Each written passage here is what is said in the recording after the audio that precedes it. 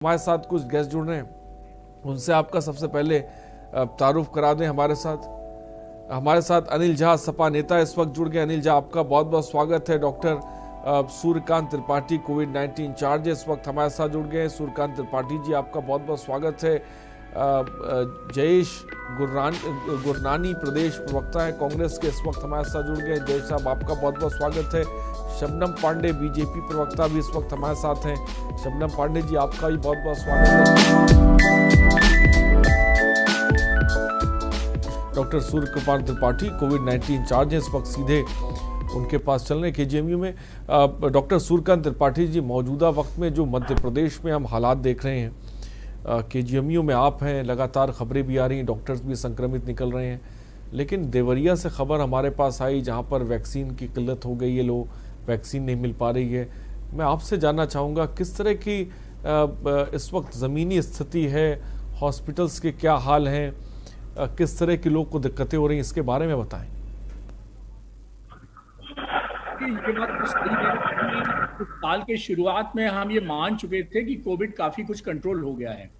Cases भी अगर हम देखें फरवरी के पहले सप्ताह में, तो केसेस जो है वो 8,000 से नीचे आ गए थे प्रतिदिन की अगर हम बात करें, और मोर्टेलिटी जो है वो काफी मिनिमल हो गई थी, बिल्कुल नगण्य हो गई थी जिसको हम कहते हैं।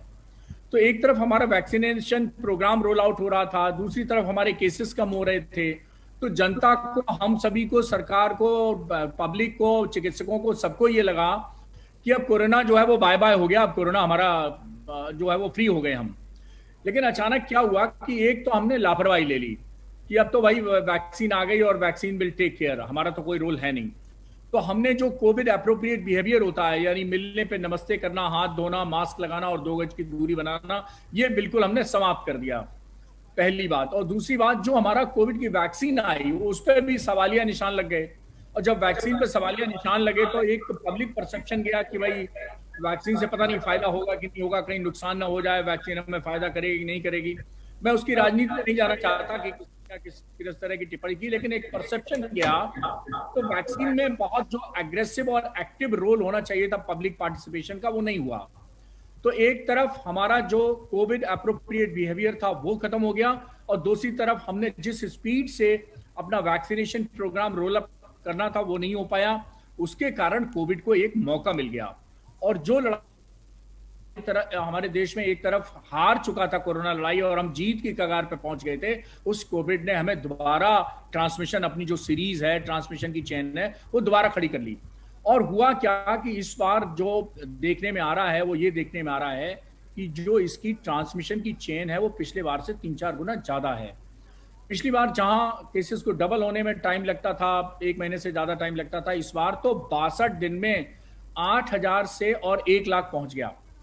तो आप कह सकते हैं कि 7-8 गुना एकदम जो है वो 2 महीने के अंदर फैल गया, बहुत स्पीड से फैल गया। अब सामने हमारे समस्या है कि अब जाकर हम जग पाए हैं, अब जाके जनता को भी समझ में आ रहा है कि हमसे चूक हो गई, और हम एक्सेप्ट करते हैं सबसे चूक हुई है, हम सभी से चूक हुई है कि हमने लापरवाही की है, हमको एक्सेप्ट करना चाहिए। अब जहां तक वैक्सीन की अवेलेबिलिटी बात है, प्रोडक्शन तो हमारा जारी है। खुशखबरी ये है कि अगले महीने प्रोबेबली 2 वैक्सीन और आ रही है, एक जायडस कैडिला की जाइकोव वैक्सीन और आ रही है। इसके अलावा डॉक्टर रेड्डीज जो है वो रशिया की एक स्पुतनिक जो वैक्सीन है उसको भी रोल आउट कर रहा है, तो वो भी हमारी शुरू हो जाएगी। हमें नहीं लगता है कि आने वाले समय में वैक्सीन की कोई कमी रहेगी। एक बात जरूर मैं कहूंगा कि वैक्सीन इस समय अमृत के समान है, वैक्सीन बहुत प्रेशियस है, रुपया, पैसा, चांदी, सोना, हीरे जवाहरात से ज्यादा कीमती है, तो कृपया इसको वेस्टेज ना करें। मैं देखूंगी नेशनल लेवल पे करीब वैक्सीन का वेस्टेज है वो 6% है, हमारे उत्तर प्रदेश में देखें तो ये करीब 11% है। सूर्यकांत त्रिपाठी जी, आपने अच्छी बात की, आपने कहा कि स्टॉक में वैक्सीन है, लेकिन आखिर एमपी में ऐसा क्या हो गया कि वहां पर ऑक्सीजन की कमी हो गई? हम आपको तस्वीरें भी दिखा रहे हैं, आप देख सकते हैं रेमडेसिविर की ब्लैक मार्केटिंग होने लगी, वहां पे लाइन लगने लगी। छत्तीसगढ़ में हम देख रहे हैं वैक्सीन वहां पे कम हो गई है, लेकिन यहाँ पे ये स्थिति क्यों बन रही है जब अगर हमारे पास स्टॉक में है तो दूसरी जगहों पर जब संक्रमण के मामले अभी उस तादाद में नहीं पहुंचे जैसे एमपी में है, और जैसे ही लोग बाहर निकले वैक्सीन के लिए या उन तमाम दवाओं के लिए जिससे थोड़ा सा, जिसे कह सकते हैं कोरोना पे लगाम लगाई जा सकती है, तो वो तो उसकी ब्लैक मार्केटिंग होनी शुरू हो गई है। सुन लीजिए, देखिए 2020 की आप थोड़ा मेडिकल तथ्य भी जानिए। 2020 की जो रिपोर्ट आई है, रेमडेसिविर ने कोई रामबाण काम नहीं किया है। रेमडेसिविर जो है वो बहुत अच्छी दवा साबित नहीं हुई है। कोई भ्रम ना रहे कि रेमडेसिविर होगी तो वो अमृत मिल जाएगा और जिंदा हो जाएंगे। रेमडेसिविर की जो इंटरनेशनल आउटकम आया है डिफरेंट ट्रायल्स में और डिफरेंट यूज करने के बाद, वो बहुत अच्छा नहीं है। सीवियर केसेस में, वेरी सीवियर केसेस में रेमडेसिविर काम नहीं करती है, केवल मॉडरेट केसेस में काम करती है। तो रेमडेसिविर पे केवल निर्भर हो जाना ये ठीक बात नहीं है। रेमडेसिविर का तो प्रोडक्शन ही इतना नीचे चला गया था, अब दोबारा डिमांड जा रही है तो दोबारा प्रोडक्शन कंपनीज कर रही हैं, नेचुरल सी बात है। लेकिन और भी इलाज के तरीके होते हैं, अर्ली डायग्नोसिस हो जाए, ऑक्सीजन समय पर मिल जाए, वेंटिलेटर समय पर मिल जाए, ये स्ट्रेटेजी ज्यादा काम करती है बनस्पत की रेमडेसिविर की। मैं चिकित्सक होने के नाते ये आपको गारंटी देता हूं। तो बहुत, और रेमडेसिविर बहुत महंगी दवा है। उत्तर प्रदेश में हमने जो माइल्ड केसेस हैं, जो एसिम्प्टोमेटिक केसेस हैं, होम आइसोलेशन के केसेस हैं, 6 अगस्त 2020 को उत्तर प्रदेश सरकार ने, पहली सरकार है देश में जिसने जो आइवरमेक्टिन है उसके लिए जियो जारी किया और बहुत से लोगों की जान आइवरमेक्टिन से बची है। मैं आज तक, हम सभी चिकित्सक आइवरमेक्टिन की प्रोफाइलेक्सिस ले रहे हैं, अभी भी ले रहे हैं। तो हमारी सस्ती दवा है, बहुत आसानी से उपलब्ध है, 20 कंपनियां बनाती हैं, कोई शॉर्टेज नहीं है। इस दवा को बड़े पैमाने पर प्रयोग करना चाहिए और रेमडेसिविर बहुत अच्छी दवा साबित नहीं हुई है, ये 2020 ने बता दिया है। लेकिन एक दर्शक इस बीच हमारे साथ बंशी जुड़ गए। बंशी, अपनी बात को रखिए। बंशी, क्या मेरी आवाज आप तक पहुंच रही है? ठीक है, शायद तो बंसी समाज संपर्क टूट गया। फिलहाल बहुत बहुत शुक्रिया। लेकिन डॉक्टर सूर्यकांत जी, हम देख रहे हैं केजीएमयू में 40 डॉक्टर जिनको कोरोना का दोनों डोज लग चुका था वो संक्रमित हो गए। बीएचयू से भी ये ताज़ा खबर आई जहां पर स्टाफ जो है वो संक्रमित हुआ। अगर इसी तरह से डॉक्टर भी संक्रमित होते रहेंगे तो जो जिसे दुनिया पे भगवान कहा जाता है, फिर कैसे आम आदमी की सुरक्षा होगी? इसके लिए क्या वैकल्पिक इंतजाम है? डॉक्टर भी इंसान है, उनके अंदर कोई अलग से चार्जर नहीं फिट है कि वो कोरोना प्रूफ हो गए हैं। और जहां तक आपने कहा, देखिए डॉक्टर सबसे ज्यादा एक्सपोज है पेशेंट से, तो सबसे ज्यादा डॉक्टर को खतरा है कोविड पॉजिटिव होने का। इस देश में 764 डॉक्टर्स ने अपनी जान गंवाई है कोरोना का इलाज करके। हमें पता रहता है कि हमें खतरा है, हम प्रभावित हो सकते हैं, मेरी जान भी जा सकती है, उसके बावजूद डॉक्टर्स काम में लगे हुए हैं, डॉक्टर्स ने मना नहीं किया है।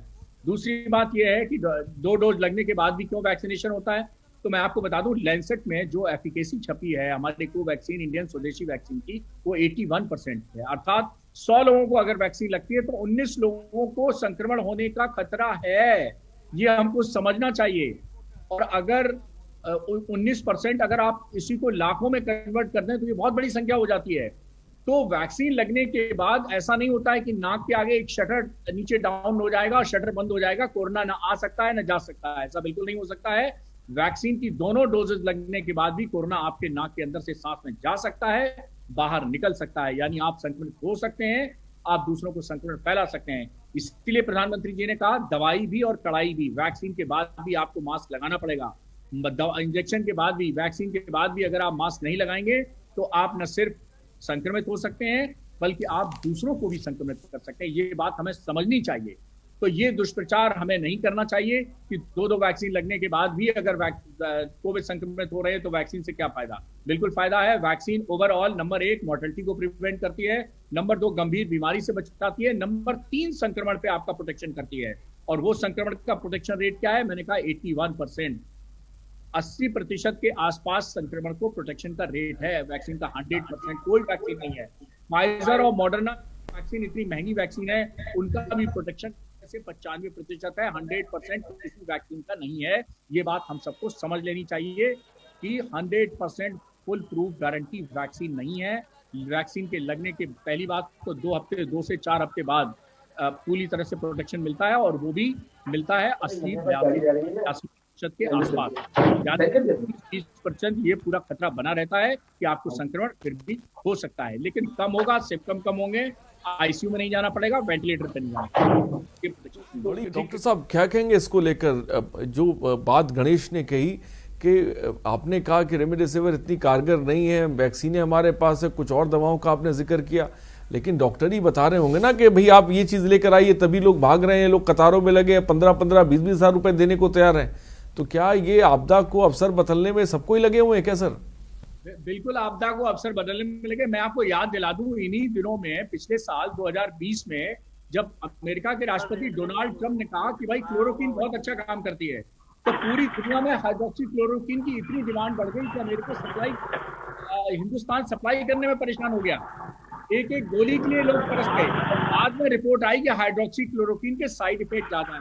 हमारे देश में उसने कहा 17% लोगों को साइड इफेक्ट हो रहे हैं, हाइड्रोक्सी क्लोरोक्विन अच्छा ड्रग नहीं है। तब जाके लोगों ने हाइड्रोक्सी क्लोरोक्विन के बाद फिर एक नया शगुफा रेमडेसिविर का आया।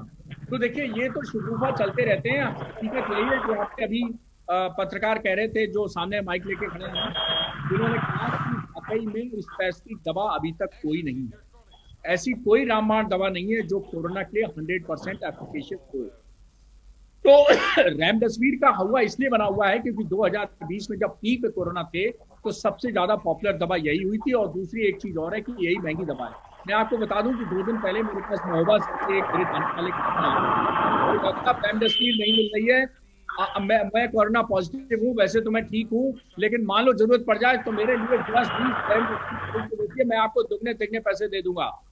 तो आप सोचिए कि जब ये इस तरह का एक माहौल बनता है तो ऐसा ही माहौल बनता है। पेशेंट खुद कहने लगते हैं कि भैया वो इंजेक्शन लगवा दो जो उसमें कोरोना में लगता है। तो ये एक उनको, देखिए जिसका बीमार मरीज होता है उसके लिए तो हर चीज उसे बहुत वो लगती है, प्रेशियस लगती है। उसका मरीज बहुत वाकई में हमारी परिवार का एक सदस्य जो है महत्वपूर्ण होता है। और इसीलिए पब्लिक जो है वो पीछे इसके भाग रही है। लेकिन जैसा अभी कांग्रेस के प्रवक्ता कह रहे हैं तो मैं उनसे बिल्कुल सहमत हूँ। जरूरत इस समय है ऑक्सीजन की सप्लाई पूरी तरह की जाए। जरूरत कैपेसिटी बिल्डिंग की है कि आईसीयू में और खोले जाएं। जरूरत इस समय ये है कि हमें वेंटिलेटरी फैसिलिटी और दी जाए। जरूरत इस समय है कि हमें टेस्टिंग और बढ़ाई जाए। जरूरत इस समय है कि हम अर्ली स्टेज को लाके और ट्रीटमेंट करें। जितना अर्ली स्टेज पर करेंगे, जितना बढ़िया हम अर्ली स्टेज में आइवरमेक्टिन जो सस्ती दवा है, आसानी से उपलब्ध है, 40 साल से दुनिया में किसी और इस दवा के मिल चुका है। इतनी वंडरफुल ड्रग है, लेकिन हम उसको पूरा भी इस्तेमाल नहीं कर पा रहे हैं। उसको बहुत बड़े पैमाने पे हमने की है और उसका लाभ भी मिला है उत्तर प्रदेश को, कि देश के बड़ा प्रदेश होने के नाते भी, 24 करोड़ की जनसंख्या होने के नाते भी बहुत सारे प्रदेशों को इसने कोरोना कंट्रोल करके ठीक। लाल, बहुत बहुत शुक्रिया। गणेश तिवारी जी हमसे जुड़ने के लिए, अनिल झा आपका बहुत बहुत शुक्रिया, डॉक्टर सूर्यकांत त्रिपाठी जी आपका शुक्रिया, शबनम पांडे आपका बहुत बहुत शुक्रिया, जयेश गुरनानी जी आपका बहुत बहुत शुक्रिया और तमाम दर्शकों आपका भी बहुत बहुत शुक्रिया हमारे साथ जुड़ने के लिए।